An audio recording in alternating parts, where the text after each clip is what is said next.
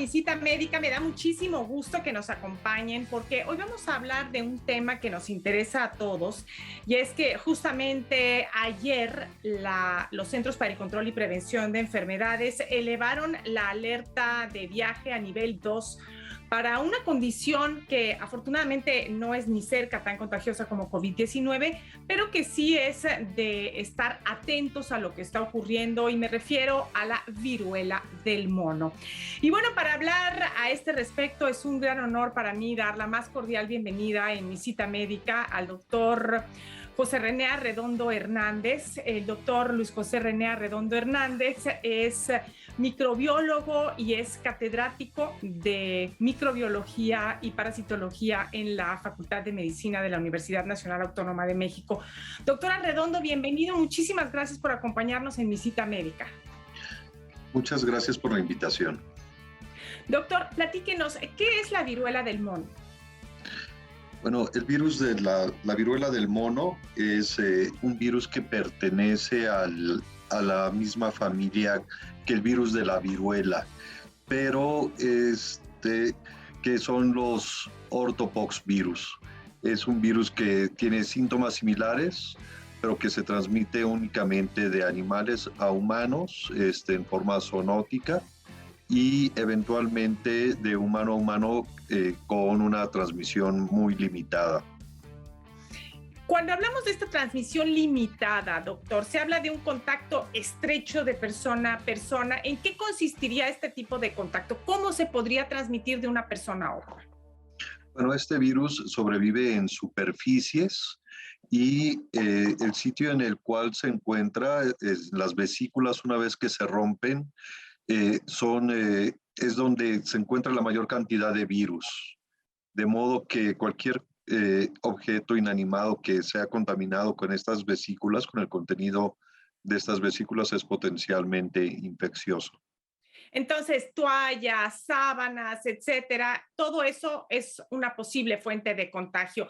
En el caso de tener a una persona con viruela del mono en casa, ¿qué es lo que hay que hacer? ¿Lavar sus toallas, su ropa por separado, o de plano aislar a esta persona completamente de la familia, del núcleo familiar?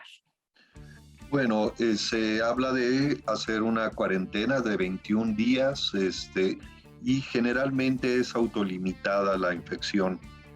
Y desde luego evitar el contacto de piel, entre la piel, que es la forma en la que se disemina con mayor facilidad.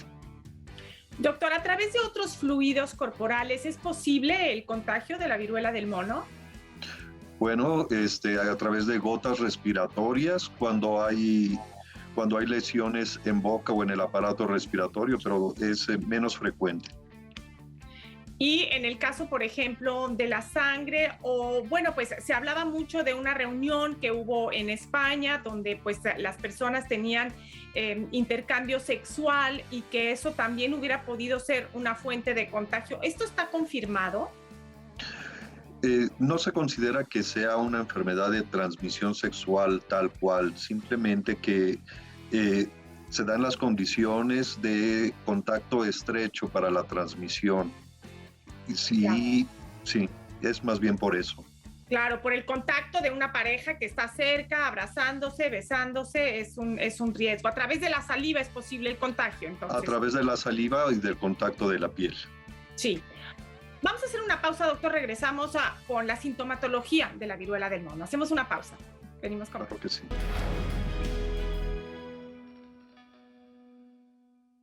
Continuamos con lo más hot para potencializar tu negocio. Sí, te ofrecemos lo más hot para ti. Anúnciate. Grandes y atractivos descuentos, porque conocemos la necesidad de tu negocio para hacerlo crecer más. La mancuerna más hot para incrementar tus ventas es tu marca y Canal 12 Televisa California. Contáctanos por WhatsApp al número 664-316-5431. Lo más hot continúa en Canal 12 Televisa California. Gracias por continuar con nosotros en Mi Cita Médica. Estamos conversando con el doctor en ciencias, José Luis René Arredondo Hernández, catedrático de la Facultad de Medicina de la Universidad Nacional Autónoma de México, acerca de la viruela del mono. Y bueno, pues una de las características de este padecimiento, pues son estas vesículas que se forman en la piel. Doctor, platíquenos por favor de la sintomatología, de las manifestaciones clínicas que ocasiona la viruela del mono. Sí, claro. Aparece 3 a 5 días después del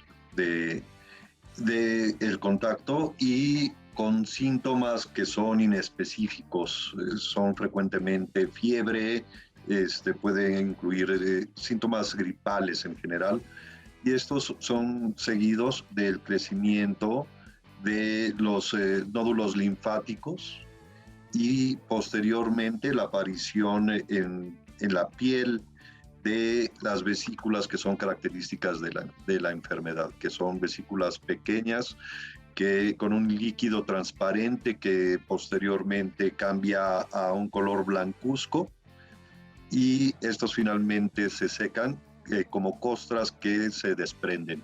Es en este momento en que se es más contagioso. Doctor, ¿estas vesículas provocan comezón, como en el caso de la varicela, por ejemplo, o simple y sencillamente es el tema, pues digamos, estético y molesto de tenerlas ahí? Pueden ser incluso dolorosas. Se reporta que quienes lo han padecido llegan a tomar paracetamol, o se les receta paracetamol para evitar las molestias. Ahora, doctor, se habla de que es la viruela del mono. Sin embargo, ¿qué animal es su reservorio natural? ¿Ya se tiene claridad sobre esto, sobre los orígenes de la viruela del mono? Bueno, son varios mamíferos, y donde se ha aislado con mayor frecuencia es en roedores, en ratones, pueden ser hámsters también, y frecuentemente, bueno, hasta ahora ha sido únicamente en África. Entonces se discute si puede transmitirse a alguna especie de mascota, pero hasta el momento eso se considera un riesgo menor. Ahora bien, los casos que se han dado fuera de África han sido principalmente por viajes y finalmente, posteriormente, contacto humano a humano, ¿es correcto? Sí, es correcto. Esta enfermedad se describió hace 50 años y tiene ya mucho tiempo siendo común en ciertas partes de África, en la parte central y en el oeste de África. Ahora, una noticia que podríamos considerar como buena es que no es tan agresiva la viruela del mono como la viruela tradicional que se erradicó en 1980. Estamos conscientes y claros con eso, ¿verdad? Sí, es una muy buena noticia que sea de este modo. Pero no es únicamente eso. Es un virus que muta muy, muy lentamente, para el cual existen vacunas, existen medicamentos para poder tratar la enfermedad, y se transmite de forma poco eficiente hasta el momento. Claro. Bueno, vamos a hacer una pausa y regresando vamos a hablar justamente de las vacunas, de los medicamentos disponibles para tratar a los pacientes con viruela del mono. Hacemos una pausa. Seguimos con más.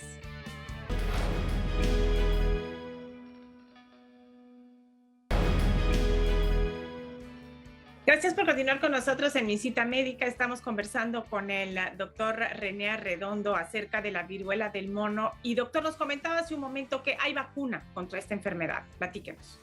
Sí, la misma vacuna que erradicó la viruela genera protección de 85% en contra de esta enfermedad, de la viruela del mono. Son virus que tienen las mismas proteínas muy parecidas y que son reconocidas por el sistema inmune. Doctor, ¿cómo podemos saber si nos vacunaron o no contra la viruela tradicional? Bueno, en realidad personas menores de 50 años son las que están en riesgo de haber padecido, de poder padecer esta enfermedad. Y uno lo puede saber porque esta primera vacuna que se desarrolló se aplicaba sobre la piel, generaba una vesícula, una infección localizada en el brazo, y la mayor parte de las veces dejaba una pequeña costra, una lesión. Y entonces, las personas, digamos, mayores de 50 años que recibieron esta vacuna, ¿tendrían algún tipo de cicatriz Correcto. en el hombro? Así es. Esa es quizás la forma más fácil de saberlo. Sí. ¿Hay estudios que permitan saber si uno ya tiene esa vacuna o ha estado en contacto con ese virus y quedaría pues inmune o al menos parcialmente inmune? Sí, en África, de hecho, es por ello que se limitó por muchos años la diseminación de esta viruela del mono, debido a la inmunidad cruzada remanente en las personas que fueron inmunizadas en contra de la viruela negra, de la viruela humana. Uh-huh. Doctor, y por ejemplo, en el caso de esta transmisión y estas vesículas que van ocurriendo en el cuerpo, vemos las imágenes de que son en las palmas de las manos, en otras regiones del cuerpo, pero no nada más pueden estar en piel, pueden estar en mucosas, en la parte interna de nuestro cuerpo. Sí, se pueden formar también en mucosas, y de hecho en la viruela, no la viruela del mono, aunque tienen presentación similar, una diseminación más generalizada es la causa de los casos graves. Ahora, en el caso de personas que tienen problemas de inmunidad, ¿sería más grave tener la viruela del mono? Una persona, digamos, que tiene las defensas adecuadas, que tiene un sistema inmunológico fuerte, saludable, ¿no tendría por qué preocuparse mucho por la viruela del mono? Digo, obviamente, pues es muy desagradable tener el cuerpo lleno de estas vesículas y tener todo este malestar, pero las consecuencias a largo plazo podrían, pues digamos que no ser muy graves. Bueno, estas vesículas generalmente se secan y se eliminan las costras, pero puede llegar a dejar cicatrices en algunas ocasiones, y bueno, la protección, pero continúa la protección después de haber padecido la enfermedad. Aparte de eso, no se ha reportado que haya más consecuencias en el largo plazo. Ahora, esas vesículas me imagino que también hay que cuidarlas, ¿no? Para que no se vayan a infectar. Sí, es importante, y por eso se hace la distinción de que la mortalidad es del 1% en países en los que no se cuenta con sistemas de salud. Una de las complicaciones pues más graves es la sepsis en pacientes que no tuvieron un cuidado adecuado durante el tiempo que estuvieron enfermos. Esto es fundamental. Bueno, vamos a hacer una pausa y vamos a regresar con algunos medicamentos que se han considerado para tratar a ciertos pacientes con viruela del mono. Hacemos una pausa, seguimos con más. Claro que sí.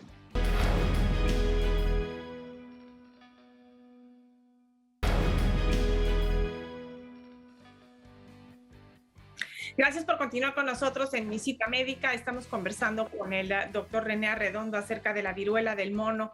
Doctor, ¿se han estudiado algunos medicamentos para tratar a los pacientes con viruela del mono? Cuéntenos un poco, por favor. Sí, el tiempo de incubación es un tiempo prolongado, es de 21 días. Entonces, se puede aplicar la misma vacuna para prevenir la aparición de síntomas. Se aplica a los contactos cercanos durante los primeros 4 o 5 días, y es totalmente efectivo para estas personas.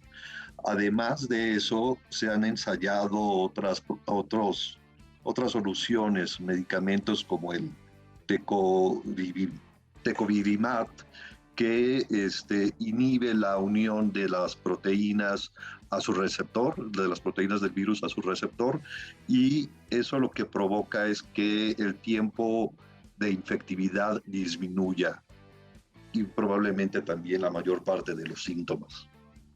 Entonces, digamos que serían cuadros más leves con este medicamento. Pero, ¿qué tan disponible? ¿Cuál es la disponibilidad de este medicamento, doctor? Bueno, los productores han dicho que se puede hacer en muy poco tiempo, tanto el medicamento como la vacuna, se puede volver disponible. Sí. Entonces, realmente, doctor, ¿qué tanto nos tenemos que preocupar en este momento en la viruela de la viruela del mono? Bueno, es algo de lo que siempre tenemos que estar alertas cuando cambia el comportamiento de una enfermedad, pero hay buenas razones para estar, si no confiados, seguros de que tenemos soluciones a la mano. Y hace un momento fuera del aire platicábamos acerca del estigma, de la discriminación de una persona con viruela del mono. ¿Qué podemos hacer a este respecto, doctora Redondo? Bueno, es muy importante ver que, como todas las enfermedades, quien la padece no es culpable de padecer la enfermedad, y que es importante evitar la discriminación. Cuando hablamos de que se genera discriminación en contra de o alrededor de una enfermedad, sea la viruela del mono o del VIH, por mencionar solo algunas, en realidad lo que sucede es que se dificulta localizar los casos y darles el tratamiento adecuado. Sí, y bueno, pues además desde el punto de vista estético, visible, en el momento de la infección y la presencia de estas vesículas, pues obviamente genera una gran preocupación en quien las ve, pero pues sí es importante recordar una y otra vez lo difícil que es el contagio, que no es como con COVID-19, que estando en un contacto, digamos, leve con una persona, uno va a adquirir esta enfermedad. Ya lo mencionó el doctor Arredondo, se requiere de un contacto directo, un contacto estrecho, que haya intercambio de estas gotas de saliva y que haya contacto, o bien también que haya contacto de la piel con piel, de estas vesículas, el líquido que se encuentra de estas vesículas, en estas vesículas que esté en contacto con otra persona, o bien a través de ciertos objetos como toallas, sábanas, etcétera. Esto es lo que genera el contagio. Si nosotros vemos a una persona con viruela del mono y no estamos cerca de esa persona, pues muy probablemente no nos vamos a contagiar. Pero otro punto también bien importante es que una persona con viruela del mono pues se va a aislar, porque uno no se siente bien, y dos, pues tampoco es cómodo estar con estas vesículas vistiéndose y saliendo, ¿no? a la intemperie, doctor. Sí, muy cierto. Generalmente ocurre con los médicos cuando han estado tratado a un paciente con viruela del mono, que se tengan que aislar durante 21 días, y transcurrido ese tiempo ya no son contagiosos. Y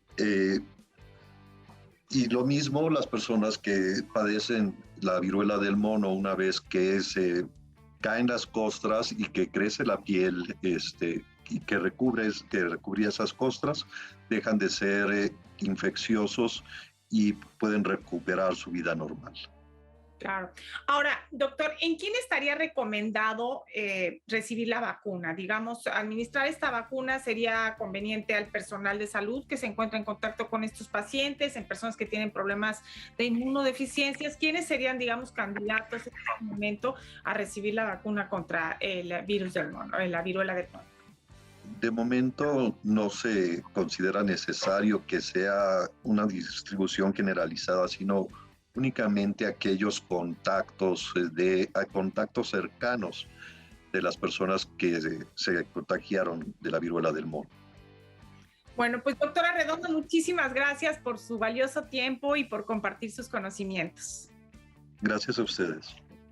Muchísimas gracias al doctor René Arredondo. Gracias a mis compañeros allá en el foro de Televisa California, a todo el equipo que hace posible la realización de mi cita médica y, por supuesto, muchísimas gracias a usted por el favor de su atención. Que tenga un excelente día.